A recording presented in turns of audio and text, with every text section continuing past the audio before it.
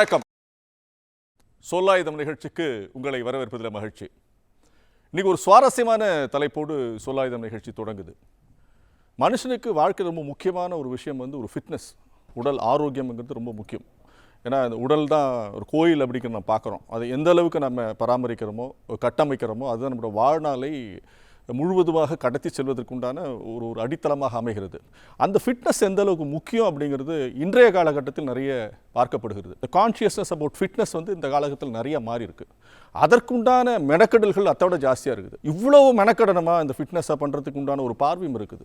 So உடல் தகுதி எவ்வளவு ரொம்ப முக்கியமானது, அதனால் ஏற்படுகின்ற நன்மைகள் தீமைகள் அதையும் பார்க்க போகிறோம். யதார்த்தமான ஒரு வாழ்க்கை வாழ்வதன் மூலமாகவே வாழ்க்கையை ஒரு ஆரோக்கியமாக வச்சுக்கலாம், ஃபிசிக்கல் ஃபிட்னஸ் ரொம்ப ஃபென்டாஸ்டிக்காக வச்சுக்கலாங்கிறத பார்க்கறதுக்காக இன்னொரு தரப்பும் பேச போகிறாங்க. நான் இந்த பக்கம் தான் ஆரம்பிக்கலாம் நினைக்கிறேன். எல்லாம் இங்கே இருக்கிறவங்கலாம் ரொம்ப ஃபிட்னஸ் ரொம்ப ரொம்ப முக்கியம், ரொம்ப கான்ஷியஸாக இருக்கிற ஆட்கள்னு பார்க்குறேன் நான். இந்த உடல் தகுதி, இந்த உடலை உறுதி செய்கிற வேலை எவ்வளோ முக்கியம் அப்படின்னு நீங்கள் நினைக்கிறேன் சார்? முதல்ல உங்கள்கிட்ட இருந்தது.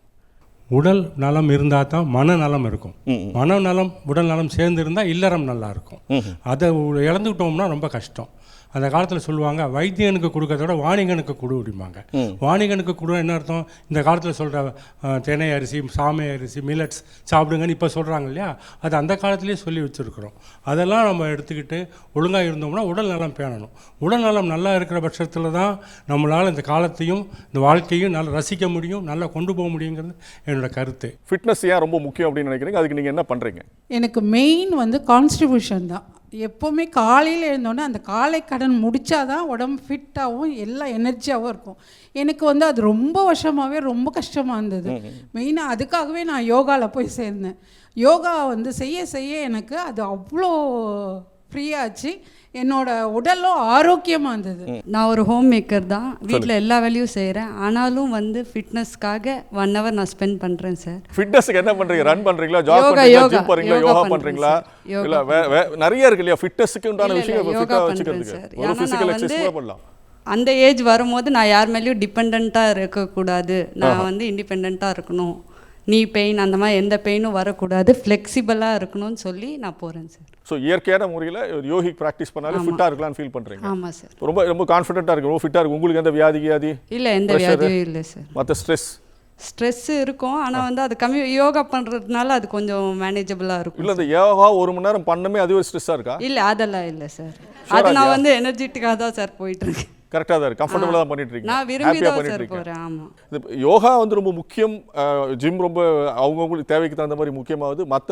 மற்ற பேசிக்கான ஃபிசிக்கல் எக்ஸசைஸ்லாம் இருக்குது. நம்ம ஸ்கூலில் சொல்லி கொடுத்த சில எக்ஸசைஸை ஒழுங்காக பண்ணாலே நம்ம ஃபிட்டாக இருக்கிறது உண்டான எல்லா வாய்ப்புகளும் பார்க்குறோம். ஒரு ஜிம்மு இல்லை யோகா இது இல்லாமல் ஒரு சாதாரண வாழ்க்கையை வாழ்றது எப்படி இருக்கும் உங்களுக்கு? அவங்க சொன்னாங்க பார்த்தீங்களா, மார்னிங் 1 hour அதுக்கு ஸ்பெண்ட் பண்ணுறேன்ட்டு. சின்ன குழந்தைங்க வச்சு காலையில் எழுந்துச்சி ஒரு பெரிய ஸ்ட்ரெஸ்ஸு தான் அது.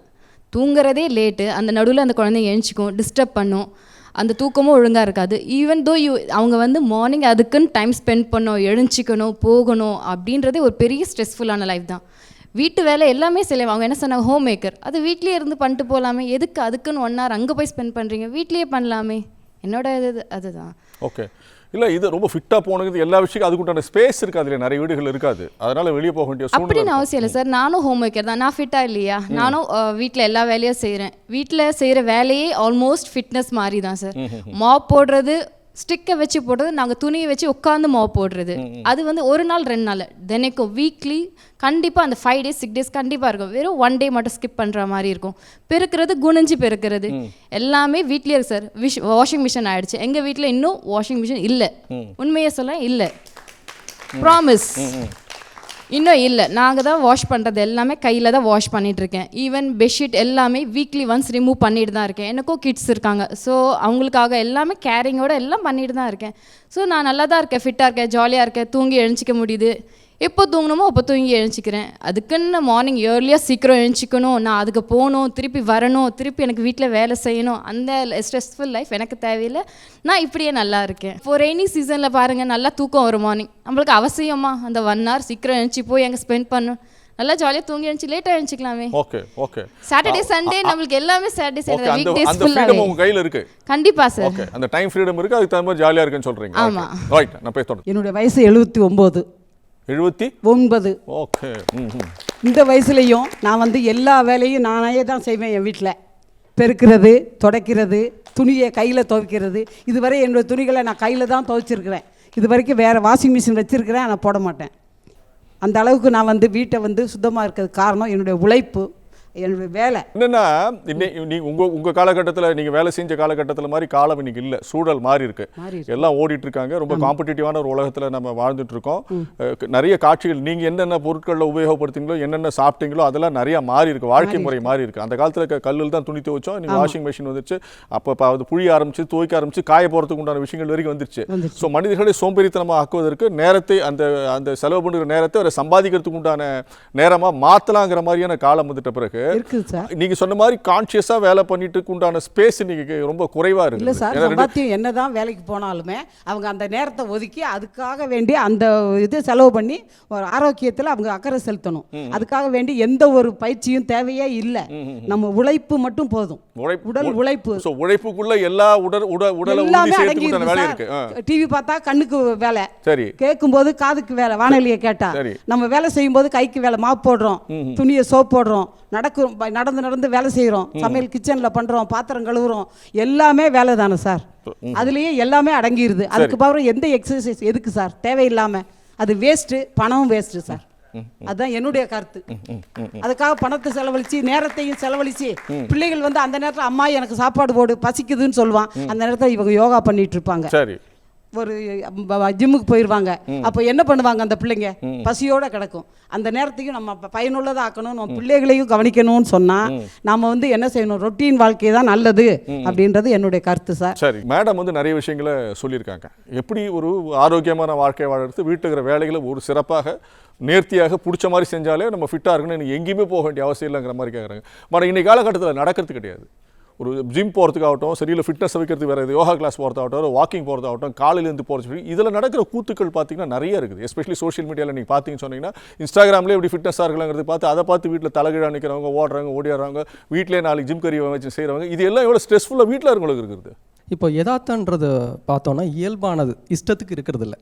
ஒரு எக்ஸாம்பிள் சொல்லணும்னா, வீடு பக்கத்தில் 1 கிலோமீட்டர் இருக்கிற கடையில் போய் பால் பாக்கெட்டு காய்கறி வாங்கிட்டு வர்றது அப்படின்றது இல்லாமல் ஆன்லைனில் ஆர்டர் பண்ணி காலிங் பெல் அடித்து கொடுத்தோன்னே ஃப்ரிட்ஜுக்குள்ளே வச்சுட்டு போய் வாக்கிங்கில் 4 கிலோமீட்டர் ஓடுறது வந்து ஃபிட்னஸ் அப்படின்னா அது தேவையில்லை அப்படின்னு தான் நம்ம முடிவு பண்ணணும். சாதாரணமாக வேலைகளை நம்ம பக்கத்தில் பார்த்தோன்னாலும் இருக்கும். ஒரு ஸ்கூலுக்கு போகிற பையனுக்கு, டியூஷனுக்கு போகிற பையனுக்கு ஒரு சைக்கிள் கொடுத்து போயிட்டு வா அப்படின்னு சொல்கிறதுக்கு பதிலாக பைக்கில் கொண்டு போய் விட்டுட்டு அப்புறம் அவன் வளர்ந்த பிறகு 2 லட்ச ரூபா சைக்கிள் அவன் வாங்கி அவன் சைக்கிளிங் போகிறேன், பாண்டிச்சேரி போகிறேன் அப்படின்னு சொல்கிறது கரெக்ட் இல்லை. இதுதான் நம்ம புரிஞ்சுக்கணும். ஓகே, புரியுதுங்களா? அதாவது எப்படின்னா, இந்த ப்ராக்டிக்கலாக நடைமுறையில் உள்ளது தான் நம்ம பார்க்கணும். இயல்பானது, நல்லது, மற்றவங்களுக்கு கடத்தக்கூடியது. ஓகே, அதை நம்ம புரிஞ்சுக்கிட்டோம்னா தான் வாழ்வு இனிமையாக தான் இருக்கும்னு தோணுது. நம்ம இதுக்காக நேரத்தை ஒதுக்கி பணத்தை ஒதுக்கி எல்லாத்தையும் பண்ணிவிட்டு அது டெம்பரரியாக தான் இருக்கும், அதை கண்டினியூவும் பண்ண மாட்டோம். இப்போ ஒரு மத்தியானம் நல்ல ஹெவியாக ஒரு லஞ்சு சாப்பிட்டோம் அப்படின்னு முடிவு பண்ணிட்டோம் அப்படின்னா வீட்டில் அம்மாவுக்கு ஃபோன் பண்ணி கேட்டால் என்ன சொல்லுவாங்க? நைட் சாப்பிடாத, நான் ஒரு இந்த தண்ணி ஜீரக தண்ணி போட்டு வைக்கிறேன், குடிச்சிரு, சரியாயிடும் நாளைக்கு அப்படின்னு சொல்லுவாங்க. இதுவே ஒரு ஃப்ரெண்டுகிட்ட ஃபோன் பண்ணி கேட்போம், அவன் ஒரு ஃபிட்னஸ் ஃப்ரீக்காக இருக்கான்னு வச்சுப்போம். அவன் என்ன சொல்லுவானே, என்னென்ன சாப்பிட்ட? ஓ பிரியாணியா, அது ஒரு 800 கலோரிஸ். வேறு என்ன சேர்த்தா? ஓ இதுவா, இது ஒரு 500 கலோரிஸ். மொத்தமாக நீ 1300 கலோரிஸ் முடிச்சிட்டடா மாப்பிள்ள. அதனால நீ என்ன பண்ணுவான், நாளைக்கு 1 கிலோமீட்டர் எக்ஸ்ட்ரா ஓடு, அடுத்த நாள் 200 கிலோமீட்டர் எக்ஸ்ட்ரா ஓடு. மொத்தமாக பார்த்தீங்கன்னா ஒரு 3 நாள் ஓடினா நீ 1200 கலோரிஸை வந்து இப்படி காம்பன்சேட் பண்ணலான்னு ஒரு ஐடியா கொடுப்பாங்க. இது நடைமுறையில் சாத்தியம் இல்லாது. ஒவ்வொருத்தரையும் இந்த தப்பை பண்ணுவோம், ஆனால் அதை கரெக்ட் பண்ணுறதுக்கு ஃபிட்னஸில் வழியே கிடையாது. அதனால் ஃபிட்னஸ்ன்றது ஒரு காணல் நீர் மாதிரி தான். அதை நோக்கி பர்மனெண்ட்டாக பண்ண முடியாது, டெம்பரரியாக வரும், நிற்காது. மேடம் சொல்லுங்க. ஆக்சுவலாக என்னென்னா நீங்கள் சொன்ன மாதிரி அவங்க யோகா பண்ணுறேன், நான் ஸ்ட்ரெஸ்ஸை குறைக்கிறேன் அப்படின்னு சொல்கிறாங்களா சார்? அவங்க யோகா பண்ணுறதுனால எங்களுக்கு தான் சார் ஸ்ட்ரெஸ் குறையுது. உங்களுக்கு நாங்கள் ஸ்ட்ரெஸ் ஏன்னு கேட்டிங்கன்னா செம்ம காமெடியாக இருக்கும் சார். காலையிலேருந்து சாயங்காலம் வரைக்கும் எப்போல்லாம் அவங்க யோகா பண்ணுறாங்களோ அப்போல்லாம் நமக்கு காமெடியாக இருக்கும். முதல் விஷயம், அவங்ககிட்ட ஒரு பெரிய இது என்னென்னா, ஒரு உணவை வந்து உணவாகவே பார்க்க மாட்டாங்க.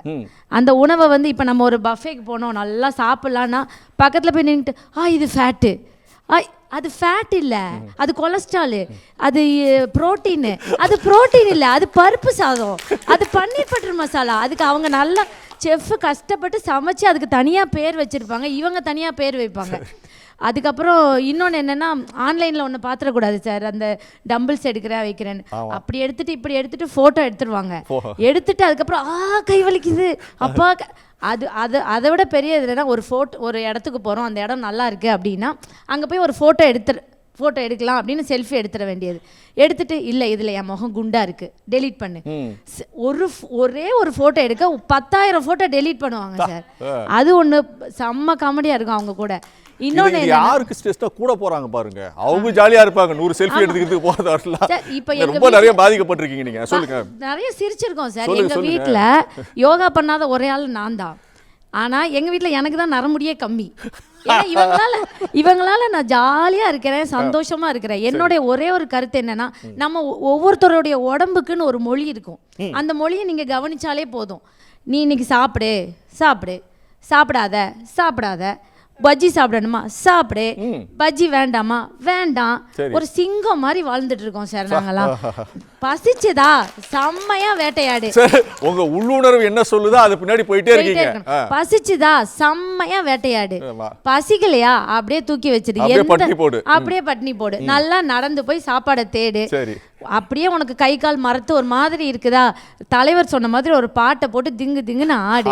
போதும், சந்தோஷம் இருக்கிற ஒரு லைஃபை நான் இப்படி சார். கொள்கை வச்சுக்கிட்டாலே பிரச்சனை சார். ஏன்னா அந்த கொள்கையை காப்பாத்துறது அதை விட பிரச்சனை. இதை விட சார் இன்னைக்கு வரைக்கும் சார் நான் வந்து 4 மணிக்கு எந்திரினா எனக்கு அலாரனே தேவையில்ல. 10 மணிக்கு படுத்து 4 மணிக்கு எந்திரிப்பேன். எங்கள் வீட்டில் சில கூத்தெல்லாம் நடக்கும் சார். 6 மணி அலாரனை 5 மணிலேருந்து அடிக்கும். உங்ககிட்ட உங்க கட்டுப்பாடு இல்லை, உங்களுடைய உடல் கட்டுப்பாடு இல்லை, மனக்கட்டுப்பாடு இல்லாத பட்சத்தில் எதுக்கு அடுத்தவங்க தூக்கத்தெல்லாம் கெடுக்கிறீங்க? அலாரம் வைக்காம எந்திரிச்சு பழகுங்க. நீங்க சொல்றத உங்க உடம்பு கேட்கணும். அதை இப்படி வளைச்சி அப்படி வளைச்சி அது சொல்றத நீங்களும் கேட்காம நீங்க சொல்றத அதுவும் கேட்காம 2 பேரும் சங்கடப்படாதீங்க.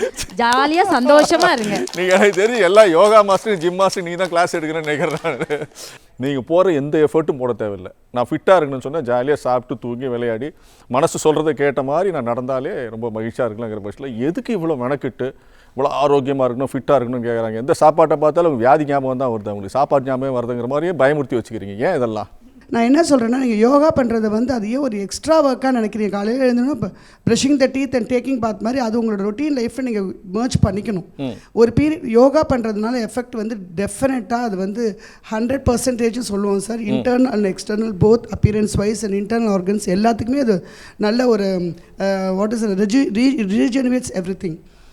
இவங்க இப்போ வந்து கொடைக்கல்ல மாவரைச்சாங்க. இவங்க பண்ணுற அன்றாட வேலைகள் எல்லாமே இஸ் கைண்ட் ஆஃப் யோகாவோட ஆசனாஸோட ஸ்டெப்ஸ் தான் பண்ணிட்டு வேர்ல்டில். நான் வாஷிங் மிஷின் யூஸ் பண்ணல, சரி துவைக்கிறீங்க, it's a kind of yoga. நடந்து வீட்டில் பெருக்குங்க, எல்லாமே it's a kind of yoga. கையும் காலும் நீங்கள் பண்ணுறது க்ராஸ் மோட்டார் ஸ்கில்லில் வரும்போது உங்கள் யோகாவில் தான் வருது. அது நீங்கள் டிசிப்ளின் லைஃப்பில் ஃபாலோ பண்ணுறீங்க. I appreciate that. In that way yoga பண்ணாமலே நான் ஹாப்பியாக இருந்துருவேன், ஜாலியாக இருக்கிறதுக்கு வந்து நீங்கள் அந்த மாதிரி உங்கள் டைமை ஷெடியூல் பண்ணிட்டீங்க, discipline life. Apart from that இப்போ வந்து ஐடி கம்பெனி உங்களுக்கு தெரியும், அட்வான்ஸ் கம்பெனியில் எவ்வளோ ஸ்ட்ரெஸ் இருக்குன்னு.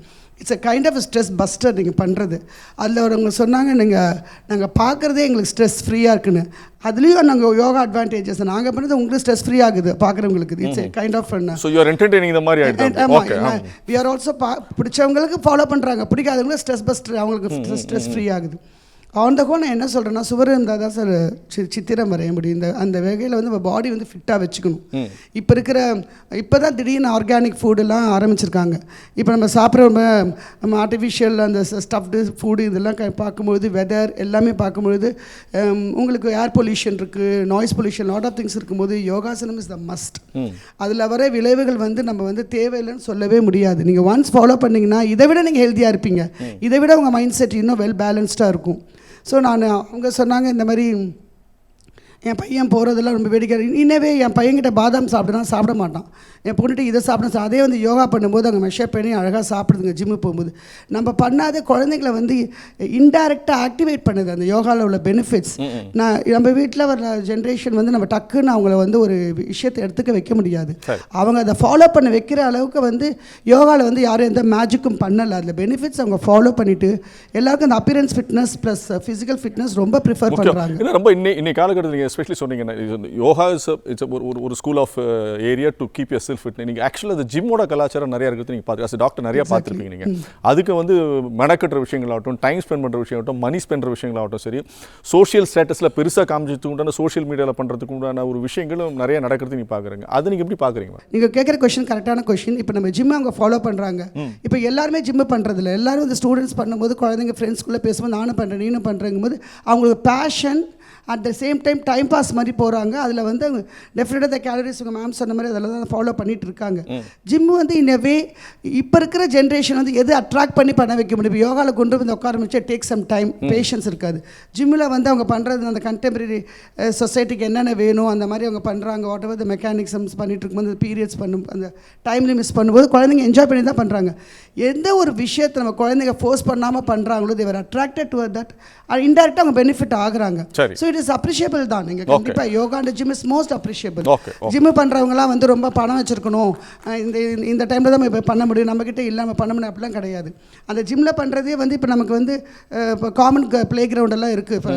சில if you take some sectors எடுத்துக்கிட்டிங்கன்னா அங்கேயும் எதுக்காக அந்த ஜிம்மில் உள்ள ஃபெசிலிட்டிஸ் அங்கே ப்ரொவைட் பண்ணி வச்சுருக்காங்க. அங்கே யூஸ் பண்ணிக்கலாம். ஸோ ஜிம்மை வந்து எந்த ஃபார்மில் வேணால் எடுத்துக்கலாம். Gym is also must. இப்போ குழந்தைங்க காலையில் எழுந்து நைட் ஃபுல்லாக வாட்ஸ்அப் பார்க்குதுங்க, டிவி பார்த்துட்டு 12-11 மணிக்கு எழுந்திருக்க குழந்தைங்களுக்கு எப்படி நம்ம டிசிப்ளினை புகட்டுறது? இந்த மாதிரி டெக்னாலஜி தான் அதுங்களை வந்து நம்மளை கொண்டுட்டு வரணும், ஓவர் பண்ண முடியும். இந்த ஒழுக்க நெறியில முக்கியம் சொல்றீங்க. ஆமாம், ஒழுக்கமாக டிசிப்ளினாக ஃபாலோ பண்ணி தான் நாட் நெசசரின்னு சொல்ல மாட்டேன், இன்னும் கொஞ்சம் மேம்படுத்துங்கிறது நான் சொல்கிறேன். Yoga is the must. It is a respire, it is a breath of a life. Okay, fine.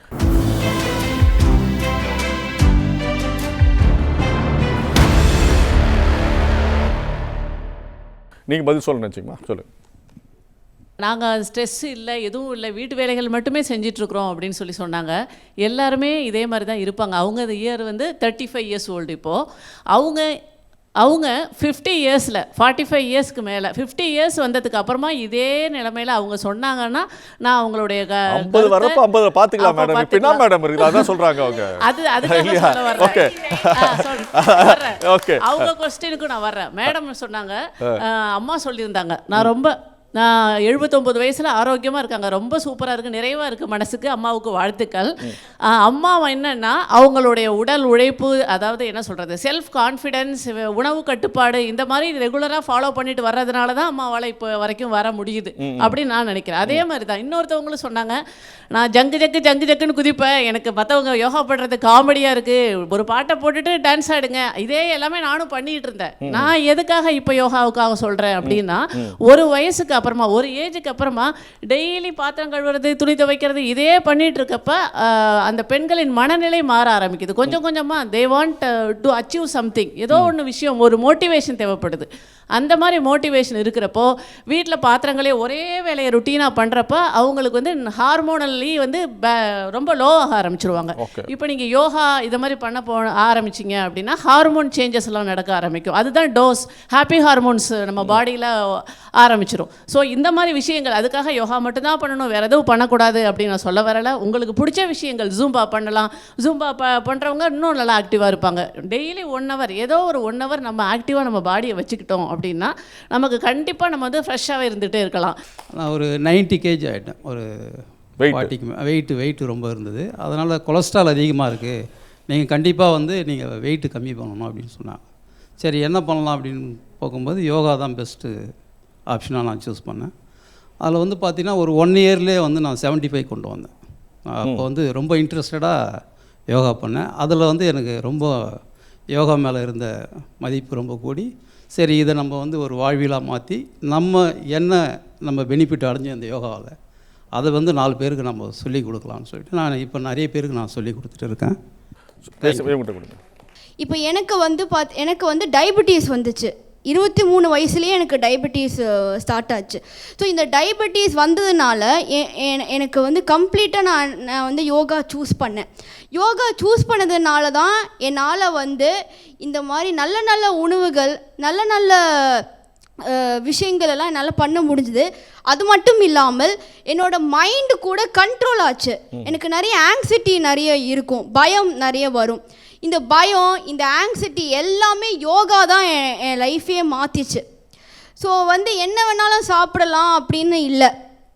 இப்போ வந்து இந்த காம்படிட்டிவ் வேர்ல்டில் நிறைய பேருக்கு நிறைய டிசீஸ் ஸ்டார்ட் ஆகிடுச்சு. கேன்சராக இருக்கட்டும், டயபெட்டிஸாக இருக்கட்டும், கொலஸ்ட்ராலாக இருக்கட்டும், என்னெல்லாமோ வியாதிகள் வர ஸ்டார்ட் ஆகிடுச்சு. ஸோ இதை வந்து நம்ம இப்போவே நம்ம யோகா மூலமாகவும் இல்லாமல் ஒரு ஃபிசிக்கல் ஒரு ஃபிட்னஸ் நம்ம கொண்டு வந்தால் நம்ம பாடிக்கும் எக்ஸசைஸாகவும் இருக்கும், நம்ம மைண்டும் கண்ட்ரோல் ஆகும். ஓகே. இல்லை இந்த நிறைய ஸ்ட்ரெஸ்ஸை கண்ட்ரோல் பண்ணுறதுக்கு உண்டான ஆயுதமாக ஏதாவது அட்லீஸ்ட் ஏதாவது ஒரு உடற்பயிற்சி இல்லை யோக பயிற்சி ஏதாவது பண்ணணுங்கிறத நீங்கள் உங்களோட பார்வையாக ரைட். நீங்கள் சொல்லுங்கம்மா, நீங்கள் சொல்லுங்கள். எனக்கு வந்து ஒரு 9 இயர்ஸ்க்கு முன்னாடி ஒரு வயிற்றில் ஒரு ஆப்ரேஷன் நடந்தது. அப்போ வந்து என்னால் வந்து வாக்கிங் போகிறதோ இல்லை மூச்சு பயிற்சி பண்ணுறதோ பண்ண முடியல. அதுக்கு முன்னாடியெல்லாம் எனக்கு சுகர் கிடையாது. அதுக்கப்போ ஒரு முறை சுகர் டெஸ்ட் எடுத்தேன். இதுக்கும் எனக்கு முதல்ல கிடையாது, இருந்தாலும் இப்போ நான் எடுத்து பார்த்தா சுகர் இருக்குது. சாப்பிட்றதுக்கு முன்னாடி 156, சாப்பிட்டதுக்கப்புறமா 300. அப்புறம் என்ன பண்ணுறது, இப்படி ஆயிடுச்சு அப்படின்னு சொல்லிட்டு இப்போ எங்கள் பசங்க என்ன சொன்னாங்க, யோகா மட்டும் பண்ணுமா, வேறு ஒன்றுமே இல்லை, வேணுமென்னா சாப்பாடு வந்து இந்த ரைஸ் சாப்பிட வேணாம், அந்த ரைஸ் சாப்பிடுங்க அப்படின்ற மாதிரி, கைக்குத்தல் அரிசி சாப்பிடுங்க அப்படின்னாங்க. அதுதான் 14 days ஃபாலோ பண்ணுமுன்னு சாப்பிட்றதுக்கு முன்னாடி 120, சாப்பிட்டதுக்கு அப்புறமா 220 அப்படி இருந்தது. அடுத்து ஒரு 14 நாளில் எடுத்தேன். லேப்காரனே ஃபோன் பண்ணுறான், எந்த டாக்டர் பார்க்குறீங்கம்மா அப்படின்னு சொல்லிட்டு. என்னென்னா 90 120 வந்துடுச்சு. அதுக்கப்புறமா இப்போ லாஸ்ட் மந்த்து ஒரு சுகர் டாக்டர்கிட்ட போனேன். ஏன்னா நான் சுகருக்கு மருந்தும் எடுத்துக்கல, எந்த டாக்டர்கிட்டையும் போகலை. இந்த டாக்டர்கிட்ட போயிட்டு ஃபுல் ஹிஸ்ட்ரி காமிச்சேன், ஏதாவது ப்ராப்ளம் வந்துடுச்சுன்னா என்ன பண்ணுறதுன்னு. அவங்க பார்த்தாங்க, ஆரம்பத்தில் 8.8 இருந்தது. அதுக்கப்புறம் எவ்ரி 3 months எடுத்திருக்கீங்க 6.4, 6.5, 6.1, 6.2 இப்படி தான் இருக்குது. உங்களுக்கு நான் என்ன மெடிஷன் தர்றது? இப்படி கூட ஒரு பேஷண்ட்டு ஃபாலோ பண்ண முடியுமா, இப்படி கூட பண்ண முடியுமா அப்படின்றது எனக்கே ஆச்சரியமாக இருக்குது. நான் உங்களுக்கு மெடிஷன் கொடுக்க முடியாது, ஏன்னா லோ சுகர் ஆகிடும், நீங்கள் இதையே ஃபாலோ பண்ணுங்கள். இதுக்கு காரணம் யோகா தான். ஓகே. ஸோ உங்களை ஹெல்த்தியாக வச்சுக்கிறதுக்கு ஏதோ ஒரு சிஸ்டமை ஃபாலோ பண்ணுறீங்க, அந்த சிஸ்டத்தின் மூலமாக ஆரோக்கியமாக இருக்கிறீங்க தான் வச்சுக்கோங்க. ஓகே. அப்போ இது அடிப்படையில் எல்லாமே நான் கேட்குற வரைக்கும் பார்த்தீங்கன்னா உங்களோட அடிப்படை ஃபிட்னஸ் வைக்கணுங்கிறதுக்கு உண்டான ஒரு கான்ஷியஸ் எஃபர்ட் போடாமல் ஏதோ வியாதி வர்றதுக்கு உண்டான ஒரு ஹெல்த்தியாக போனங்கிற மாதிரியான பார்வை வருது. உணவு கட்டுப்பாடும் முதல்ல இருக்கணும்னு சொல்கிறாங்க. அவங்க முதல்ல ஹோட்டலில் போய் சாப்பிடாம இருக்கீங்களா? யாராவது சாப்பிட்றீங்க, அதனால தான் யோகான்னு போக வேண்டியிருக்குது. ஓகே. உணவு கட்டுப்பாடு கண்டிப்பாக இருக்கணும். நம்ம வீட்டில் செஞ்சு சாப்பிடணும்.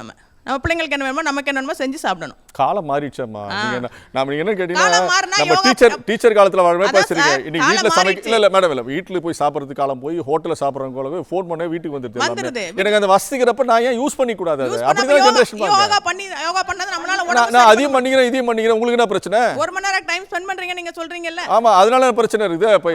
8-9 மணி நேரம் தூங்குறது 1 மணி நேரம் தூங்கிட்டு போறேன். அதான் சொல்றாங்க அவங்க. இல்லையா நான் சாப்பிடுறது இல்லம்மா. நீங்க பேசிக்கலா சொல்ற மாதிரி லைஃப் என்ஜாய் பண்றது தான் போறதுக்குறேன். இல்ல மகிழ்ச்சியா இருக்கு தான் போறதுக்குறோம். வாஷிங் மிஷின் இருக்கு சார், வாஷிங் மிஷின்ல தான் போடுறேன் நான். வாஷிங் மிஷின்ல துணி போடுறேன். ஆனா எனக்கு எந்த நோயும் கிடையாது. நான் நார்மலா எல்லா வேலையும் நான் பார்க்கறேன், நடந்துறேன். எவ்வளவு தூரம் நடக்கணும் நடந்துருவேன். அதனால எனக்கு எந்த பிரச்சனையும் கிடையாது. யோகா பண்ணாதனால எந்த பிரச்சனையும் கிடையாது. நார்மலா ரொட்டீனா நம்ம வேலையை பார்த்தாலே எல்லாமே ஆட்டோமேட்டிக் சரியாயிடும். சரி பின்னாடி போமா. டூர் எதுக்கு போறோம்? பயணம் ஜாலியா என்ஜாய் பண்றதுக்காண்டி போறோம். அங்கேயும் போயிட்டு ஜிம்மு பண்ணிட்டு யோகா பண்ணிட்டு காலையில் 5 மணிக்கு எந்திக்க வேண்டியது, அங்கேயும் ஓட வேண்டியது எதுக்கு? யாரு உங்க பையனா வீட்டுக்காரா? நான் போன ட்ரிப்ல சார். போன ட்ரிப்ல சொல்றீங்க. ஓகே, உங்க கூட வந்து ஃப்ரெண்ட்ஸை சொல்றீங்க. ஆமா சார். ஓகே. சரி. காசு ஸ்பெண்ட் பண்ணி அவ்வளோ ஸ்பெண்ட் பண்ணி போகிறோம். நல்லா ரிலாக்ஸாக ரெஸ்ட் எடுக்கணும், சாப்பிடணும், இருக்கிற பிளேஸை பார்க்கணும். அதை விட்டுட்டு காலையில் 5 மணிக்கு எந்திக்க வேண்டியது, யோகா பண்ண வேண்டியது. இந்த டைம் அலாரம் வச்சு எந்திரிச்சு எல்லாரும் இந்த ஹாலுக்கு வந்துருங்க, யோகா பண்ணுங்க. அதெல்லாம் எதுக்கு சார் தேவை? சரி. அப்புறம் இப்போ ஐடி இண்டஸ்ட்ரி மற்ற சென்னையில் மோஸ்ட்லி பார்த்தோன்னா எல்லாரும் வந்து ஒரு பொருள் வாங்கணுன்னாலும் சரி, ஒரு வாஷிங் மிஷினோ இல்லை ஒரு பியூரிஃபையரோ எது வாங்கினாலும் ஆன்லைனில் ஆர்டர் போட்டுறாங்க. அது எதுக்கு சார்? நேரில் போயிட்டு ஒரு ரிலாக்ஸ் பண்ணி பார்த்து வாங்கிட்டு வரலாம்ல. அதில் ஸ்ட்ரெஸ்ஸு குறைய தானே செய்யும். ஜிம்முக்கு போகிறாங்க, வெயிட்டை ரெடியூஸ் பண்ணணும், நான் ஃபிட்டாக இருக்கணும் அப்படின்னு சொல்லிட்டு ஜிம்முக்கு போகிறாங்க. அதுக்கு பொருள் வாங்குறதுக்கு ஜாலியாக 1 கிலோமீட்டர் போயிட்டு வந்து அதில் ரிலாக்ஸ் பண்ணிவிட்டு ஸ்ட்ரெஸ் ஆகாமல் இருக்கலாமே. எதுக்கு வந்து வேஸ்ட்டாக வந்து ஜிம்முக்கும் யோகாக்கும் வந்து எதுக்கு ஸ்பெண்ட் பண்ணணும்? ஓகே. ஸோ கான்ஷியஸாக அதுக்கு போகாமல் யதார்த்தமான ஒரு வாழ்க்கையில் என்ன தேவையோ ஒரு இயல்பாக போயிட்டு வந்தாலே அதெல்லாம் விட்டுட்டு நம்ம ரிலாக்ஸாக போயிட்டு ஒரு கடையில் போய் ரிலாக்ஸாக வாங்கிட்டு வந்தாலே அது ஸ்ட்ரெஸ் குறைய தானே செய்யும். சரி ஓகே. அடுத்தது இப்போ அவங்க நினச்சிட்டு இருக்காங்க நாங்கள் சொல்கிறோம் எது வேணால் சாப்பிடலாம். அது கிடையவே கிடையாது. நாங்கள் சொல்லவே இல்லை. நாங்கள் இயற்கையோடு இணைந்து வாழணும் அப்படி தான் சொல்கிறோம். ஊன் உடம்பு ஆலயம் உள்ளம் பெரும் கோயில்னு சொல்லுவாங்க. அந்த ஆலயத்தை மட்டும் மெயின்டைன் பண்ண போகிறது, உள்ள ஒரு பெரிய கடவுள் இருக்கார், அவரை சாட்டிஸ்ஃபை பண்ணணும். நம்ம மனசில் கண்ட்ரோல்னு சாப்பாடு எல்லாத்துலேயும் கண்ட்ரோல் பண்ணி அவரை சாட்டிஸ்ஃபையே பண்ணாமல் ஆலயத்தை மட்டும் மெயின்டைன் பண்ணி என்ன பண்ண போகிறோம்? அந்த உள்ளே இருக்கிற இவங்களை திருப்திப்படுத்தணும். அவங்க சொல்கிறதும் இன்னும் ஒரு பாயிண்ட் ரொம்ப கரெக்டு. நம்ம ஃபுல் வீட்டு வேலையே செஞ்சுட்டு இருந்தால் ஓவர் த பீரியட் 50 இயர்ஸில் ஸ்ட்ரெஸ் ஆகும். I am 58 now. இல்லை நீங்கள் அப்படி ஆகிதான் மாறி இந்த ஜென்ரேஷன் பூரா அம்மா அப்பாவெல்லாம் பார்த்து எப்போ பார்த்தாலும் வீட்டு வேலை, எப்போ பார்த்தாலும் கிச்சன், இதனால நடக்கிற சண்டை இதெல்லாம் வேணாம் தான் மாறி இருக்காங்க. அவங்க இருந்தே அப்படி இருக்கக்கூடாது. நம்மளுக்குன்னு ஒரு லைன் ஆஃப் இன்ட்ரெஸ்ட் அது மாதிரி வச்சுக்கணும். அதுக்கு நான் அதில் ஸ்ட்ரெஸ் ஆகி நான் அப்புறம் யோகாவில் போவேன் அப்படின்னு சொல்கிறது ஒரு தப்பு. இன்னொன்று, யோகா பண்ணுறவங்களோட பழக்கம், அவங்க நல்ல இதுவாக டிசிப்ளினாக இருக்கிறவங்களோட ஒரு பழக்கம் கெட்ட பழக்கம் நான் சொல்லுவேன், அடுத்தவங்களுக்கு செம்மையாக அட்வைஸ் பண்ணுவாங்க. அது நம்மளுக்கு செம்ம இரிட்டேட்டிங்காக இருக்கும், பயங்கர இரிட்டேட்டிங்காக இருக்கும். இதை பண்ணிங்களா, இதை சாப்பிடாதீங்க, நீ இவ்வளோ வெயிட்டாக இருக்க, உன் கால் தூக்க முடியல, இதனால தான் அதை பண்ண. இதை முதல்ல அதை அடுத்தவங்களை டீமோட்டிவேட் பண்ணாதீங்க. உங்களால் முடிஞ்சால் நல்லா அட்வைஸ் பண்ணுங்கள். அது கூட கேட்காத இடத்துல அட்வைஸ் பண்ணக்கூடாது. அது எல்லாருக்குமே தெரியும், அன்னெசரி. அது நாங்கள் முதல்ல புரிஞ்சுக்கோங்க, கண்டதையும் சாப்பிடுன்னு சொல்லவே இல்லை. அந்த காலத்துலேருந்து எது ரொட்டீனாக ஹெல்த்தியாக இருக்கோ, எது நம்ம உடம்பு அவங்க சொன்ன மாதிரி நம்ம உடம்பு என்ன ஏற்றுக்குமோ அதை செய்யணும். கோயிலுக்கு போகிறது டெய்லி அதெல்லாமே ஒரு வாக்கிங்கில் வந்துடும். ஒரு மனசு ஜாலியாக இருக்கிறது, ஜாலியாக பேசுறது, பிடிச்சவங்களோட இருக்கிறதே பெரிய யோகா மேடம். அதை விட யோகா நம்ம ஜாலியாக இருக்கிறது, நம்ம அடுத்தவங்களை சிரிக்க வைக்கிறது, நம்மளால் முடிஞ்ச வரைக்கும் ஹாப்பியாக இருக்கிறது. ஆனால் யோகா பண்ணுறது நான் தப்புன்னு சொல்ல மாட்டேன். ஸ்ட்ரெஸ் பண்ணி பண்ணாதீங்க. அடுத்தவங்களுக்கு அட்வைஸாக எப்போ பாரு கொடுத்துட்டே இருக்காங்க. ரொம்ப இயல்பாக பண்ணணுன்றீங்க. ஓகே, தொடர்ந்து பேசலாம் சார். பின்னாடி கொடுங்க சார். நீங்கள் டயபெட்டிஸ் வந்ததுக்கு அப்புறமேட்டா கைக்குத்தலரிசி எடுத்துட்டேன்னு சொன்னீங்க. ஒரு சில பேர் சொன்னாங்க நாங்கள் யோகாக்காக கரெக்டாக இந்த டைமை ப்ராக்டிஸ் பண்ணுறோன்னுட்டு. அதை ஸ்டார்டிங்லேருந்தே கொண்டு வரலாமே. உங்களோட உணவு பழக்க வழக்கத்தில் நான் ஆர்கானிக் ஃபுட்ஸ் தான் எடுத்துக்க போகிறேன் அப்படின்றத நீங்கள் இம்ப்ளிமெண்ட் பண்ணலாம், உங்களோட பிள்ளைங்களுக்கு இம்ப்ளிமெண்ட் பண்ணலாம், உங்கள் பேர பிள்ளைங்களுக்கும் இம்ப்ளிமெண்ட் பண்ணலாம். அதை நம்ம விட்டுடுறோம். ஏதாவது ஒன்று ரைஸ் ஆனதுக்கப்புறமேட்டா உட்காந்து சர்ச் பண்ணுறோம், அதுலேருந்து ஏதாவது ஒன்று எடுத்துக்கிறோம். அது தப்பு தானே? நீங்கள் உணவு பழக்கத்துலேருந்து கொண்டு வரும்போதே யோகா எக்ஸசைஸ் பண்ணலாம். எல்லாருமே சொன்னாங்க இவங்க ஜிங்குன்னு ஆட சொன்னாங்கன்னுட்டு. எல்லோரும் சொன்னீங்க கையில் மாஃப் போடுறது ஒரு யோகா தான்னுட்டு. ஆடுறதுமே ஒரு யோகா தான். அது ஆடுறதுக்கும் தைரியம் வேணும். இத்தனை வயசுலேயும் அவங்க ஆடணும்னு நினைக்கிறதுக்கும் ஒரு தைரியம் வேணும். அது உண்மைக்கு உண்மை. வாஷிங் மிஷின் இருக்கா இல்லை இது இருக்கா அதெல்லாம் கிடையாது. எது இருந்தாலுமே நம்மளோட உணவு கட்டுப்பாடு, நம்மளோட செல்ஃப் டிசிப்ளின் தான் ரொம்ப முக்கியம். அது இங்கே இருக்க எல்லார்கிட்டையுமே இருக்குது. 79 வயசில் இருந்தாங்கன்னா காலை 8 மணினா டான் 8 மணிக்கு உணவு சாப்பிடுவாங்க. இங்கே இருக்கிற எல்லாருலேயும் நிறைய பேர் ஹவுஸ் ஒய்ஃபும் இருக்கீங்க, ஹோம் மேக்கர்ஸும் இருக்கீங்க, பிஸ்னஸ் உமன்ஸும் இருக்கீங்க. எத்தனை பேர் மேம் எனக்கு பசிச்ச உடனே நான் டான் சாப்பிட்டுடுவேன்னு சொல்லுங்கள்? ஸ்கிப் பண்ணுவீங்க. அந்த ஸ்கிப் பண்ணுறது உங்களோட வயிற்றை நீங்கள் நல்லா காய போட்டுடுறது. காய போட்டதுக்கப்புறம் ஏதாவது ஒன்று கிடைக்கிற போது சாப்பிட்றீங்க. அது சரியாக தான் வேலை பார்க்குமா? பார்க்காது. அப்போ ஏதாவது ஒரு நோயை உருவாக்க தான் செய்யும். அப்போல்லாம் விடுற டிசிப்ளினை நாங்கள் ஆரம்பத்துலேருந்தே கொண்டு வரணும்னு நாங்கள் சொல்கிறோம். அவ்வளோதான் வித்தியாசம். Okay okay sir, valid point நீங்கள் சொல்கிறது. Simple living and high thinking சொல்லுவாங்க. அதுதான் என்னுடைய பாலிசி. இன்றைக்கி எப்படி என்னுடைய ஹெல்த் ஸ்டைல் எப்படி இருக்குதுன்னு கேட்டிங்கன்னா, ஃபுட் கண்ட்ரோல் ரொம்ப முக்கியம் எனக்கு. என்னை பொறுத்தவரையில் இந்த நான்வெஜ்ஜெல்லாம் விட்டுட்டேன், எல்லாத்தையும் விட்டுட்டேன். ஒன்லி வெஜிடேரியன் ஃபுட்டு தான். ஆயில் ரொம்ப கம்மியாக இருக்குது. எனக்கு சுகர் இருக்குது. எனக்கு 40 வயசுலேருந்து சுகர் இருக்குது. ஆனால் என்னுடைய சுகரை எப்படி கண்ட்ரோல் பண்ணுறேன்னு கேட்டிங்கன்னா, பை வாக்கிங். ஓகே, மார்னிங் ஒரு 1 hour 4 கிலோமீட்டர் வாக் பண்ணோம். அதே போல் ஈவினிங் ஒரு 4 கிலோமீட்டர் வாக்கிங். எப்போவுமே உக்காந்தே இருக்க மாட்டேன். ஓகே, அப்படியே நடந்து போயிட்டே இருப்பேன். சாப்பிட்டோன்னையும் உட்காரக்கூடாது சொல்லுவாங்க. சாப்பிட்டோன்னே கொஞ்ச நேரம் இப்படி வாக் பண்ணுவேன். ஸோ அந்த இயல்பாக நடக்கின்ற ஒரு அந்த வாழ்க்கை முறையோட போனதில் அந்த ஃபிட்னஸை மெயின்டைன் பண்ணி சொல்லுவாங்க. அவங்க ஃபிட்னஸாக இருக்கணும்னு கான்ஷியஸாக ஃபீல் பண்ணுறது தவறே கிடையாது. அந்த சூழல் அதிகம் பண்ணுறாங்கன்னு பார்ப்போம். நம்ம தொடர்ந்து பேசலாம் சார்.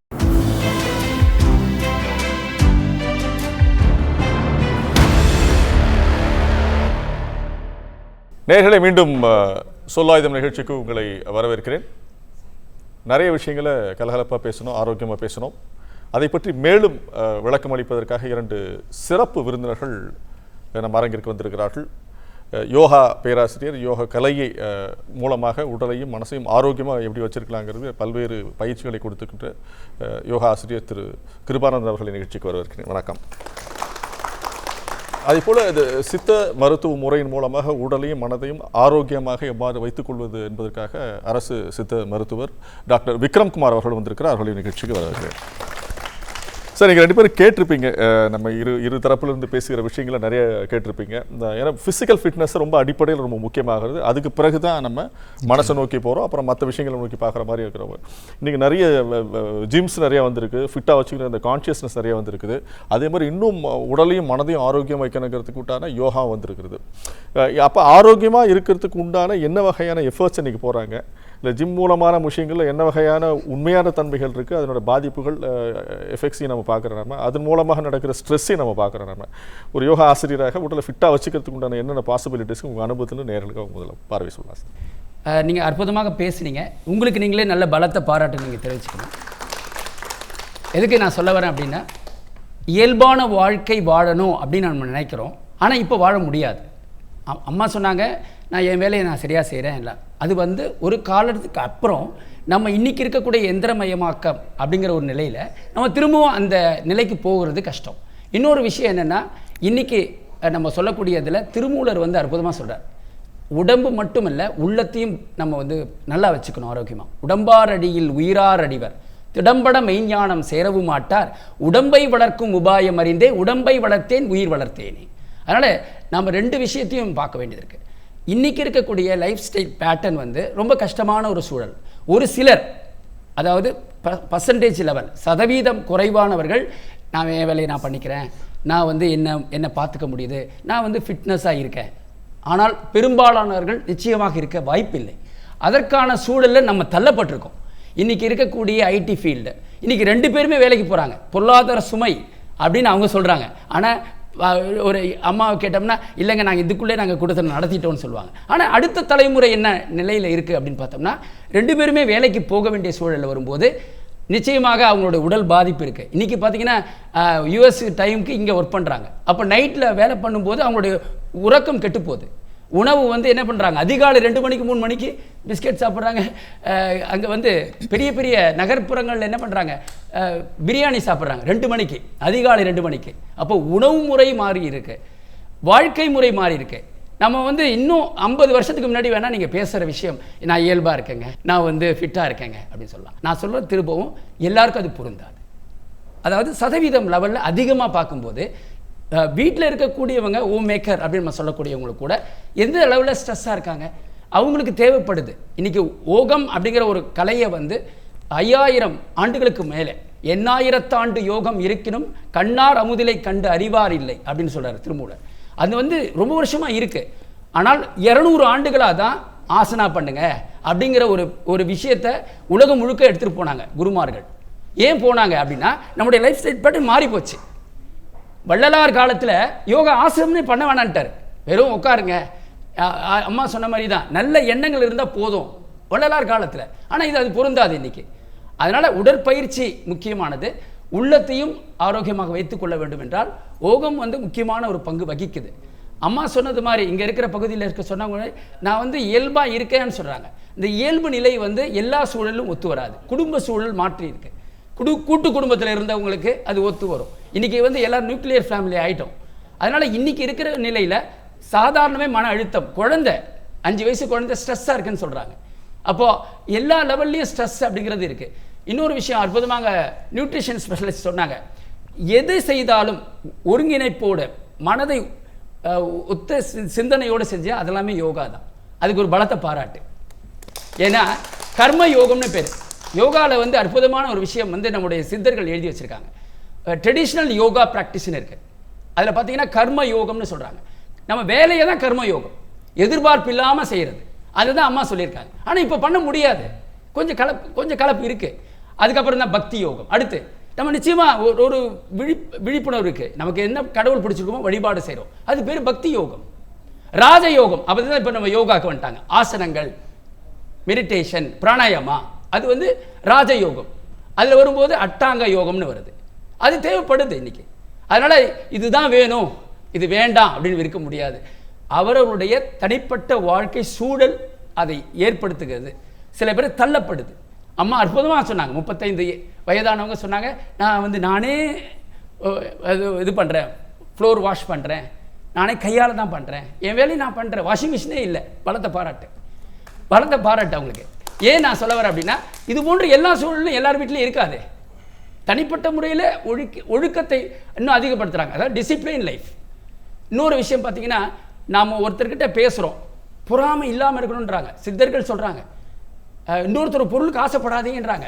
இதெல்லாமே ஒழுக்கம் தானே. ஏம நேமமே எண்ணிலா ஆதனம், நயமுறு பிராணாயாமம் பிரத்யாகாரம், தயமுறு தாரணை தியானம் சமாதி, அயமுறும் அட்டாங்கமாவதுமாமே திருமூலர் சொல்கிறாரு. அப்போது வந்து இன்னொருத்தருடைய பொருள் நம்ம வீட்டில், இன்னொருத்தர் வீட்டில் அந்த பொருள் இருக்கே, ஐயோ நம்மக்கிட்ட இல்லையே, அதுவே வந்து மாற்றங்களை ஏற்படுத்துது. அப்போ மனம் அதுக்கு இன்வால்வ் ஆகுது. அதனால் உடல் ஆரோக்கியத்திற்கு நிச்சயமாக கலை முக்கியமான ஒரு பங்கு வகிக்கிறது. ஓகே சார், இல்லை ரொம்ப மகிழ்ச்சி நீங்கள் சொன்ன விஷயம். எனக்கு சுருக்கமாக என்னென்ன யோகங்கள் மூலமாக ஒரு ஃபிசிக்கல் ஃபிட்னஸை கொண்டு வர்றேன், ஏன்னா அடுத்த கட்டத்துக்கு நீங்கள் மனத்துக்கு போகிற மாதிரி பார்க்குறோம். என்ன வகையான அடிப்படையான யோக பயிற்சிகள் வந்து ரொம்ப ஃபிட்டாக வச்சுக்க முடியும், கை கால் உடம்பு எல்லாத்தையும் சேர்த்துக்கிறது? முதல் வந்து யோகத்துக்கு ஃபிட்னஸ் அப்படின்னு நம்ம சொன்னோம்னா முதல்ல ஏம நியமம்னு சொல்கிறாங்க திருமூலர். என்னன்னா முதல்ல டிசிப்ளின் இருக்கும், செல்ஃப் டிசிப்ளின். ஓகே, அது முக்கியம். நாம வந்து செல்ஃப் டிசிப்ளின் இருக்கணும், சோஷியல் டிசிப்ளின் ரெண்டாவது. நான் வந்து இப்போ சொன்னாங்க அதிகாலையில் ஏந்திரிக்கணும், அது டிசிப்ளின் சரிங்களா. அதுக்கப்புறம் வந்து உணவு முறை, அதுக்கு அடுத்த டிசிப்ளின். வாதம் பித்தம் கபம் மிகினும் குறையினும் நோய் செய்யும் நூலோர் வழிமுறை எண்ணிய 3 உணவு. முதல்ல சீக்கிரம் அதிகாலையில் ஏந்திரிக்கிறதுனோட பர்பஸ் என்ன அப்படின்னா, இந்த ஓசோனுடைய அந்த காற்று வந்து நம்மளுடைய சுவாசத்துக்கு ஒரு நல்ல புத்துணர்வு கொடுக்குது. அதனால காலையில ஏந்திரிக்கணும். இல்லை நீங்கள் இயற்கையோடு செய்கிற அடிப்படையான சில விஷயங்களை சொல்கிறோம். நம்ம இதெல்லாம் எதுவுமே பண்ணாமல் நம்ம நிறைய யோகாசனங்களை பண்ண ஆரம்பிக்கிறத பார்க்குறீங்க. பத்மாசனம் நிறைய ஆசனங்களை பார்த்தா அத்தனை ஆசனங்கள் இருக்கு. இந்த ஆசனங்கள் பண்ணுறதுனால இது எதையும் நம்ம ப்ராக்டிஸ் பண்ணால் திடீர்னு நான் எந்திரிச்சு 11 மணிக்கு நான் ஆசனம் பண்ணால் ஃபிட் ஆகிடும் நான். நிச்சயமாக கிடையாது. அதாவது இல்லை இன்னைக்கு அதுதான் நடக்குது. ஜிம் ஆகட்டும் இல்லை நிறைய யோக சாலைகள் ஆகட்டும், சரி பார்த்தீங்கன்னா எந்த நேரத்தில் ஒன்றாலும் யோகா பண்ணுறதுக்கு உண்டான யோக பயிற்சிகளோ ஃபிட்னஸ் வைக்கிறதுக்கோ உண்டான பயிற்சிகளை பார்க்குறீங்களா இல்லையா? நம்ம ஷோல்டரை ஃபிட் பண்ணுறது, ஹிப்ஸை ரொம்ப ஸ்ட்ராங்காக வச்சுக்கிறது, லெக்ஸை ஸ்ட்ராங்காக வச்சுக்கிறது, நிறைய யோகாசனங்கள் இருக்கும் உங்களுக்கு. ஸோ அதெல்லாம் ஏதோ ஒரு நேரத்தில் பண்ணுறதுனால அது ஆரோக்கியமாக இருக்க முடியுமா, இல்லை அந்த ஃபிட்னஸை கொடுக்குமான்னு கேட்குறேன் நான். ஃபிட்னஸை கொடுக்கணும் அப்படின்னா முதல்ல நான் வந்து யோகா தெரபிஸ்ட். ஒருத்தருக்கு வந்து என்ன மாதிரி லைஃப் ஸ்டைல் இருக்கு, அவங்களுக்கு என்ன மாதிரி ஆசனங்கள் கொடுக்கலாம். சில இப்போ ஒரு ஸ்டூடெண்ட் இருக்காங்க, அவங்களுக்கு வந்து மெடிடேஷன் பிராணாயாமம் தான் கொடுத்துருக்கோம். அதாவது ஒவ்வொருடைய பாடியோட கண்டிஷனுக்கு தகுந்த மாதிரி. பட் ஆனால் ப்ராக்டிக்கலாக சாத்தியமா சார் இன்னைக்கு அப்படிங்கிற மாதிரி என்ன தனிப்பட்ட முறையில் பயிற்சி எடுத்து செய்யறதுக்கு தாண்டி இன்னைக்கு இத்தனை கோடி மக்கள் இருக்கிற பட்சத்தில் அவங்களே கற்றுன்னு அப்படியே பண்ணுற மாதிரி இன்னைக்கு பார்த்தீங்கன்னா இன்ஸ்டாகிராம் ஆச்சு, ட்விட்டர் ஆச்சு, ஃபேஸ்புக் ஆச்சு, என்ன சமூக ஊடகங்களே நிறைய விஷயங்களை சொல்லி தருது. அதே பார்த்து கற்றுக்கிற ஆட்கள் இருக்காங்க, அதை பார்த்து ப்ராக்டிஸ் பண்ணுறவங்களும் இல்லை. அது தவறு. அதாவது இன்னைக்கு சோஷியல் மீடியாவில் குருமார்கள் சொல்கிறாங்க, அதில் வந்து தவறும் கிடையாது. அவர்களுக்கு ஃபிட் ஆகுதா அது நம்ம பார்க்கணும். மீடியாவில் சொல்லப்படுகிறது ஒரு பொதுவான கருத்து தான். ஒரு யோக பயிற்சியை இப்படி பண்ணுங்க அப்படி பண்ணுங்கன்னு சொல்லலாம், அவர்களுடைய உடம்புக்கு அது பொருந்தணும். சரி, உணவு முறையும் அப்படிதான். ஓகே, ரைட் சார், நன்றி சார். நம்ம தொடர்ந்து பேசலாம். மகிழ்ச்சி. யோகாசிரியர் கிருபானந்தன் நிறைய விஷயங்களை சொல்லியிருக்காங்க. வாழ்க்கையின் அடிப்படையான விஷயங்களை என்ன வகையான ப்ராக்டிஸ் மூலமாக செஞ்சால் ரொம்ப ஒரு ஆரோக்கியமான வாழ்க்கையை வாழாங்கிறத சொல்லியிருக்காங்க. உடல் மனம் ஆன்மீகத்துக்கு உண்டான தொடர்பையும் சொல்லியிருக்காங்க. இதனோட பேசிக்கான விஷயங்களை சொல்கிறோம், அதெல்லாம் நம்ம செய்கிறோமாங்கிறது உண்டு நிச்சயமாக ஒரு கேள்விக்குறியாக இருக்குது. அது நிச்சயமாக நம்ம உள்வாங்கிக்கணும்னு நினைக்கிறேன் நம்ம. ஸோ சித்தா ரீதியாக நிறைய மருத்துவ முறைகளில் வந்து ஆரோக்கியமாக இருக்கிறதுக்கு உண்டான விஷயங்கள் இருக்குது.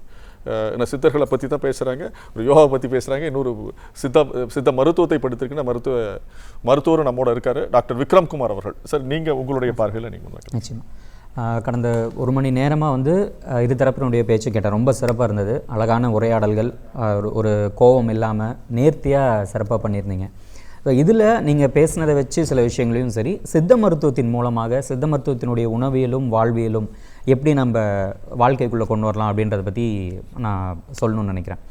முதல் விஷயம், நிதர்சனமான வாழ்வியல்னால் என்ன, நிதர்சனமான உணவியல்னால் என்ன அப்படின்றத ஃபஸ்ட்டு நம்ம எல்லாருமே புரிஞ்சுக்கணும். இப்போது நீங்கள் பொதுவான பார்வையில் பார்த்தாலும் ஒரு அழகான உணவியல்னால் என்ன, வாழ்வியல்னால் என்ன அப்படின்றது இப்போ இருக்கக்கூடிய தலைமுறையில், குறிப்பாக ரொம்ப யங் ஜென்ரேஷன்ட்ட அது ரொம்ப தவறான ஒரு பார்வையில் தான் இருக்குது. முதல்ல நம்ம அடிப்படையை புரிஞ்சிக்க வேண்டியது சர்க்காடியன் ரிதம்னு சொல்லுவாங்க, அதாவது பயாலஜிக்கல் கிளாக், உடலினுடைய உட்கடிகாரம்னு சொல்லுவாங்க. இது மருத்துவ ரீதியாக பேசணுன்றது எல்லாருக்குமே தெரிஞ்ச ஒரு விஷயம். இந்த உட்கடிகாரம் அப்படி அந்த சர்க்காடியன் ரிதம் கரெக்டாக இருந்தால் தான் நம்ம ஆரோக்கியமாக இருக்க முடியும். இதுதான் மருத்துவ அறிவியல். இது என்னன்னா நம்மளுடைய பாரம்பரியத்திலேயே கரெக்டாக வந்துட்டு இருந்த ஒரு நிகழ்வு. என்ன சர்க்காடியன் ரிதம்னா என்ன, ஏதோ ஒரு வார்த்தையாக பார்க்கும்போது பெருசாக தெரியும், ஒன்றும் இல்லை. நம்ம அதிகாலையில் விழித்தெழுந்து ஒரு பறவைகளோடு உறவாடுவது, அந்த குளிர்ச்சியான சூழலை எத்தனை பேர் காலையில் இருந்துச்சு அனுபவிச்சிங்கன்னா அதனுடைய அருமை வந்து தெரியும். அந்த சமயத்தில் நிறைய ஒரு கரிச்சான் குருவியோட குரல், மற்ற பறவைகளுடைய குரல், இதெல்லாம் கேட்டுட்டு ஒரு எளிமையான ஒரு உடற்பயிற்சியோ ஒரு யோக பயிற்சியோ செய்கிறது. அதன் பிறகு ஒரு ஆற்று நீரிலோ அருவி நீரிலோ ஒரு குளியல் போடுறது, அதற்கான வாய்ப்பு இப்போ இல்லை. அட்லீஸ்ட் நம்ம பாத்ரூம்லையாவது நிம்மதியாக குளிக்கிறோமா அப்படின்ற ஒரு விஷயம் இருக்குது. குளியலுக்கான இலக்கணமே தெரியாமல் தான் நம்ம வாழ்ந்துட்டுருக்கோம். கரெக்டாக 100% யாரும் சரியாக குளிக்கிறது கிடையாது. அதான் ஒரு உண்மை. அதன் பிறகு மனதிற்கு பிடித்த ஒரு காலை உணவு எடுத்துக்கிறது, மரபணு மாற்றம் பெரிதாக இல்லாமல் ஒரு காலை உணவு எடுத்துக்கிறது. அதன் பிறகு 11 மணி அளவில் நொதிக்க வைக்கப்பட்ட பானம். நொதிக்க வைக்கப்பட்ட பானம்னா ப்ரோபயோட்டிக் சத்து நிறைந்த பானங்கள் நம்மக்கிட்ட எவ்வளோ இருக்குது.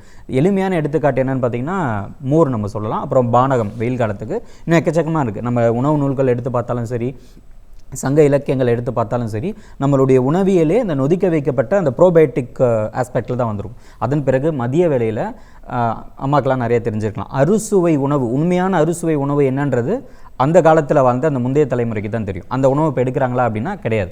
அதன் பிறகு 4 மணி அளவில் ஒரு எளிமையான ஒரு நடைபயிற்சியோ சும்மா நடக்கிறது. இதுவும் நான் இன்னும் எப்படி சொல்லுவேன் அப்படின்னா, நீங்கள் ஆஃபீஸில் இருக்கீங்க அப்படின்னா ஒரு அரை மணி நேரத்துக்கு ஒரு தடவை, 1 மணி நேரத்துக்கு ஒரு தடவை ஒரு நடை போகிறதும் அது ஒரு உடற்பயிற்சி தான். அதையுமே யாருமே செய்கிறது கிடையாது. அதன் பிறகு மாலை வேளையில் முடிந்த அளவுக்கு 7 மணிக்குள்ளே இரவு உணவை முடிச்சுட்டு வாய்ப்பு இருந்தால் நிலாச்சோறில் ஒரு இரவு உணவு. எத்தனை பேர் இப்போ நம்ம பண்ணுறோம்? இப்போ எனக்கு 40 வயசு ஆகுது. சின்ன வயசில் இருக்கும்போது ஒரு தெருவே கூடி உட்காந்து சாப்பிடுவாங்க. நீங்களாம் அந்த அனுபவிச்சிருக்கலாம், இன்னும் நீங்களாம் நிறைய அனுபவிச்சிருக்கலாம். அப்படி இல்லைன்னா ஒரு கிராமமாக இருந்தால் அந்த கிராமத்து வீட்டில் களத்தில் உட்காந்து சாப்பிடுவாங்க, இல்லை மாடியில் உட்காந்து சாப்பிடுவாங்க. அப்படி சாப்பிடும்போது என்ன சாப்பிட்றோம், எதுக்காக சாப்பிட்றோம், என்னென்ன அந்த உணவுப் பொருளில் கலந்துருக்கு, இதெல்லாம் அந்த தலைமுறையில் இருந்தவங்களுக்கு தெரிஞ்சது.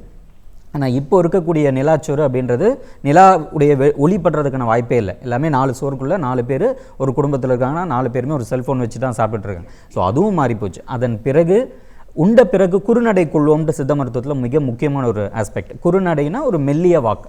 இப்போ சயின்டிஃபிக் ரிசர்ச்சும் நிறைய என்ன சொல்லுதுன்னா, சாப்பிட்டுட்டு நீங்கள் மெலிதாக ஒரு நடை போனீங்கன்னா சுகருடைய லெவல்ஸ் வந்து உடனடியாக ஸ்பைக் ஆகாது அப்படின்னு சொல்லியிருக்காங்க. ரொம்ப ரொம்ப முக்கியமான ஒரு விஷயம். இதை வந்து சித்தர்கள் சொன்னது பல நூற்றாண்டுகளுக்கு முன்பு. அதன் பிறகு நம்ம குடும்பத்தோட அந்த நீங்கள் குறுநடை போகும்போது உங்களுடைய துணையை, ஒரு ஹஸ்பண்ட் ஒய்ஃபையோ ஒய்ஃப் ஹஸ்பண்டையோ கையை பிடிச்சிட்டு மெல்லமாக போனீங்க அப்படின்னா உடலுக்கும் நல்லது, மனதுக்கும் நல்லது. அதுவுமே யாரும் செய்கிறது கிடையாது. அதன் பிறகு படுத்தவுடன் ஒரு 1/4 மணி நேரம் அல்லது 20 நிமிஷத்துக்குள்ளே நிம்மதியாக உறங்குறது.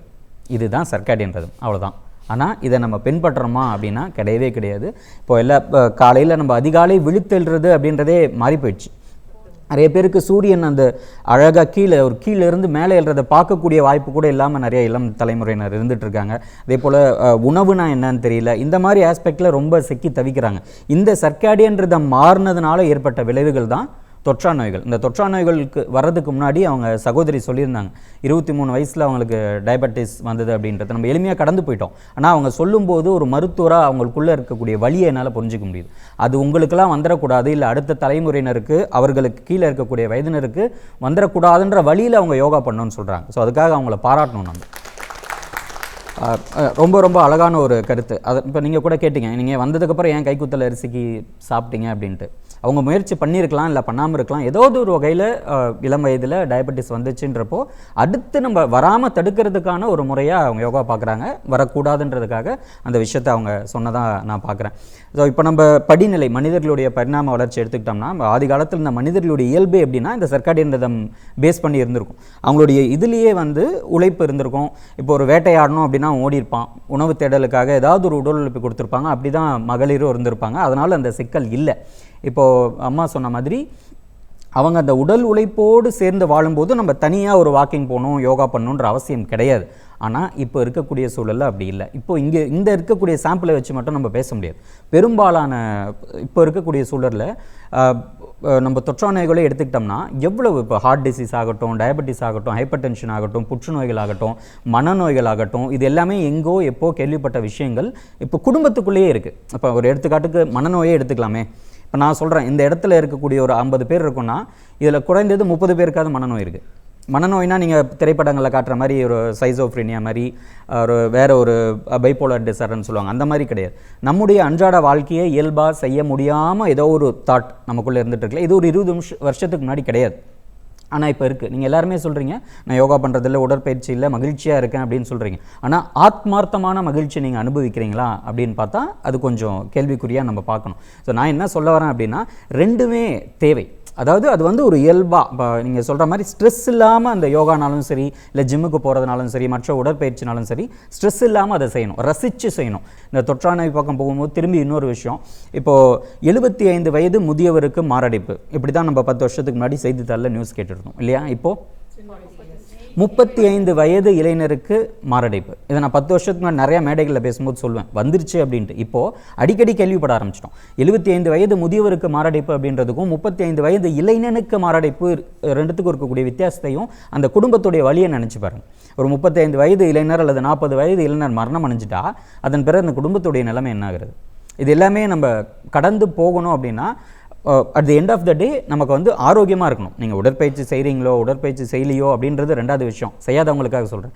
உங்களுக்கு நோய் இருக்கக்கூடாது, அதுதான் இறுதியாக வர வேண்டிய ஒரு முக்கியமான விஷயமாக நம்ம பார்க்க வேண்டிய சூழல். இன்னொன்று, இந்த அதிவிரைவில் பூப்படைதல், குழந்தைகளுக்காக பேச வேண்டிய ஒரு விஷயம். இப்போ நம்ம தென் தமிழகத்தெல்லாம் பார்த்தோம்னா அது அடிக்கடி இதுக்காக ஒரு நிகழ்வு நடத்துவாங்க, பூப்பு நீராட்டு விழா.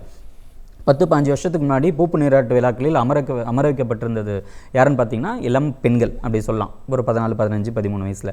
இப்போது பூப்பு நீராட்டு விழாக்களில் அமர வைக்கப்படுவது குழந்தைகள். ஒரு இளம் பெண்ணுக்கு மாதவிடாய் அப்படின்னு சொல்கிறதுக்கும் குழந்தைக்கு மாதவிடாய் அப்படின்னு சொல்கிறதுக்கும் இதுக்கும் ஒரு தகப்பனாகவும் சரி, நானும் 2 பெண் குழந்தைகளுக்கு ஒரு தகப்பன், மருத்துவனாகவும் சரி, அதனுடைய வழி எனக்கு தெரியும். ஆனால் அது நடந்துகிட்ருக்கு. இதெல்லாம் எதிர்கால சன்னதிகளுக்கு நடந்துடக்கூடாது அப்படின்னா நம்ம ஆரோக்கியமான உணவியலையும் வாழ்வியலையும் பின்பற்றணும். அதற்கு தேவை இப்போ நம்ம இவ்வளோ நேரம் பேசின விஷயத்தோடு சேர்த்து உடற்பயிற்சியும் சரி, யோக பயிற்சியும் அன்றாட வாழ்வியலுக்குள்ளேயே கொண்டு வந்துருங்க. நீங்கள் இதை ஒரு ஸ்ட்ரெஸ்ஸாக நினச்சி அதை நம்ம போகும்போது தான் தப்பு. இது 2 பேருமே அழகாக கொண்டு வந்தீங்க. பட் இப்போ 2 பேருமே ஒன்று சேருங்க அப்படின்னு நான் கேட்குறேன், அவ்வளோதான். ஒரு இன்டகிரேஷன் நீங்கள் சேர்ந்துட்டீங்க அப்படின்னா நம்ம ஆரோக்கியமான வாழ்வியலை வந்து பின்பற்றலாம். இன்னும் ஒரே ஒரு விஷயத்தை நான் சொல்லணும்னு நினைக்கிறேன், என்னென்னா உணவியல் ரொம்ப சீர்கெட்டிருக்கு. இதுவும் ஒரு எடுத்துக்காட்டோடவே சொல்லலாம். இப்போது சார் சொன்னார் நைட் பிரியாணி சாப்பிட்றது, இந்த மாதிரி ஒரு முறையற்ற வாழ்வியலில் நம்ம எல்லாருமே ஒரு இரவாடிகளாக மாறிட்டோம். மனித இனம் அப்படின்றது வந்து ஒரு பகலாடிகள். இங்கெல்லாம் வந்து நம்ம நாக்சனல்ஸ் கிடையாது, ஆனால் எல்லாருமே இரவாடிகளாக மாறியாச்சு. எத்தனை பேர் 9:30 மணிக்கு தூங்குறீங்க? சிறப்பு, நீங்கள் எல்லாமே கரெக்டாக பண்ணுறீங்க. ஆமாம், அவங்க வந்து ஒரு லிவிங் எக்ஸாம்பிளாக நம்ம சொல்லலாம். இப்போ பாருங்கள், இப்போ இருக்கக்கூடிய இவ்வளவு பேரில் ரொம்ப குறைவு, ஒரு 4 பேர் தான் கை தூக்கியிருக்கோம். ஆனால் நம்ம அந்த 9:30 மணிக்கு தூங்கிட்டு காலையில் ஒரு 5-5:30 மணிக்கு கண் விழிக்கக்கூடிய பழக்கத்தை கொண்டு வந்துட்டோம்னாவே நமக்கு எல்லாம் மாறிடும். ஆனால் 95% we have become nocturnals. இரவாடி பறவைகளில் தான் இரவாடி பறவைகள் இருக்குது, இரவாடி விலங்குகள் இருக்குது, அதற்கான உடலமைப்பு இருக்குது, ஆனால் அந்த தகவமைப்பு இருக்குது. ஆனால் நம்ம அதை மாறின பிறகு தான் இந்த தொற்றாநோய்களுடைய எண்ணிக்கையும் அதிகரிச்சிட்ருக்கு. அதில் இந்த உணவியலுக்கு எடுத்துக்காட்டாக சங்க இலக்கியத்துலேருந்து ஒரு விஷயத்தை நான் சொல்கிறேன். அப்போ எப்படி இருந்தது, இப்போ எப்படி இருக்குது அப்படின்ட்டு. அப்போ நமக்கு ஏன் உடற்பயிற்சி தேவைன்றதை நீங்கள் புரிஞ்சுக்கலாம். சங்க இலக்கியத்தில் வரக்கூடிய அந்த பாடல் வரி என்னென்னா, வரகரிசி சோறும் வழுதுணங்காய் வாட்டும் முறமுறவெனவே புளித்த மோரும். ஓகேவா? இது வந்து அன்று. ஆனால் இன்றைக்கி இருக்கக்கூடிய ஜென்ரேஷன் சாப்பிடக்கூடியது என்னென்னா, இதை அப்படியே கம்பேர் பண்ணிக்கோங்க. வர பீஸாவும் வழுவழு சீஸும் கொழுவெனவே புளித்து போன மயோனிஸ் சாஸும் இன்று.